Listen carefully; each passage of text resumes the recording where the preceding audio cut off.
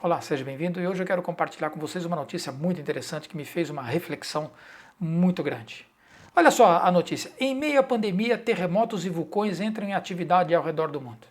Bom, até aí sempre falam de terremotos, não é grande coisa, né, a respeito disso. Mas veja só o que o cientista percebeu aqui. Eu vou ler um pedacinho da matéria, a matéria está no nosso portal aí, www.zy3.com.br, você pode entrar lá e você pode ver a matéria na íntegra, e eu não vou ficar lendo a matéria na íntegra, eu vou pensar algumas coisas para fazer uma reflexão. Segundo John Cassidy, sismólogo do Ministério dos Recursos Naturais do Canadá e da Universidade de Vitória, com a redução do ruído ambiente, aparelhos de medição estão detectando pequenos terremotos e vulcões ativos. Abre aspas. Terremotos muito pequenos podem dizer algo sobre futuras erupções vulcânicas, pois o magma está se movendo profundamente na Terra, diz Cassidy ao site Global News. No mês passado, um terremoto de magnitude 6,5 atingiu o estado de Idaho, oeste dos Estados Unidos. Hoje, sem deixar vítimas ou grandes danos materiais. Houve 238 pequenos terremotos em Idaho na última semana, segundo o Serviço Geológico dos Estados Unidos. 2 semanas antes de Idaho sentir os tremores, um terremoto de magnitude 5,7 sacudiu Salt Lake City, no estado americano de Utah.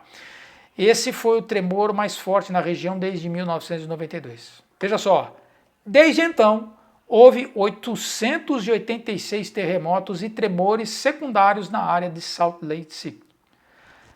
De acordo com a estação sismográfica da Universidade de Utah, um total de 980 tremores foram mapeados em Idaho, Utah e Wyoming, desde 18 de março.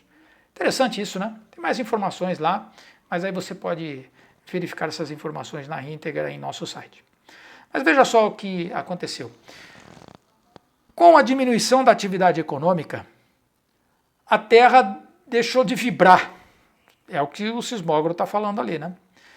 Então eles puderam perceber que os sismógrafos começaram a notar pequenos tremores. Esses pequenos tremores eles não eram percebidos devido à atividade econômica do planeta, devido à atividade econômica do ser humano. Então diminuiu a atividade econômica do ser humano, então os sismógrafos começaram a registrar esses pequenos tremores.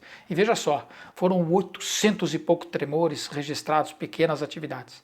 E ele vai falar que isso daí é o movimento do magma embaixo da Terra. E quando isso vai acontecendo, vai chegando um determinado momento que eles vão dando, aí ele vai subir, daqui a pouco vira um vulcão.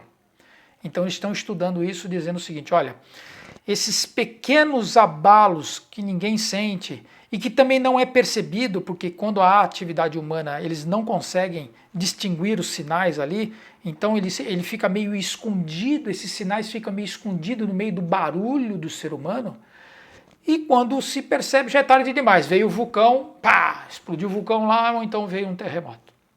Qual é a minha reflexão a respeito disso?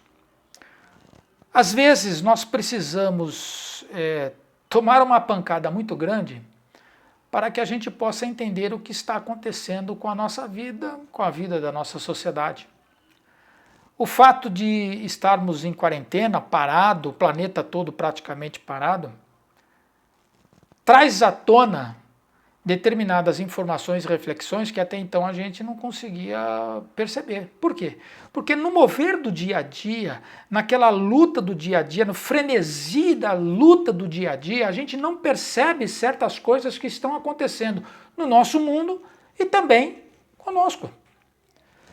Então, hoje parado, você é obrigado a contemplar as coisas. E veja só que coisa interessante, precisou a Terra parar para que os cientistas pudessem perceber o que está acontecendo no centro da Terra. E eu faço uma pergunta para você. No meio dessa parada toda, nós estamos parando para ver o que está acontecendo conosco? Ou com a nossa própria sociedade? Veja só o que está acontecendo. Esse frenesi da mídia, esse frenesi desses políticos, verdadeiros cavaleiros do apocalipse, todo mundo vai morrer, todo mundo vai morrer, todo mundo vai morrer, levando a uma panaceia. Eu vejo que o problema psicológico ele vai ser muito maior a médio e longo prazo do que o próprio problema do vírus. O problema econômico vai ser imensamente maior e incomensurável do que o problema da doença. Mas aliado a tudo isso, ou além de tudo isso, nós temos uma situação fundamental que quando eu vi essa matéria eu parei para perceber em mim mesmo. Quais são as vozes interiores que estão sufocadas pelo barulho do dia a dia? Quais são as vozes que estão dentro de mim que estão sendo sufocadas por uma necessidade frenética da sociedade de ganhar, de ir para frente, vão para a luta, vão para a cabeça, isso e não sei das quantas?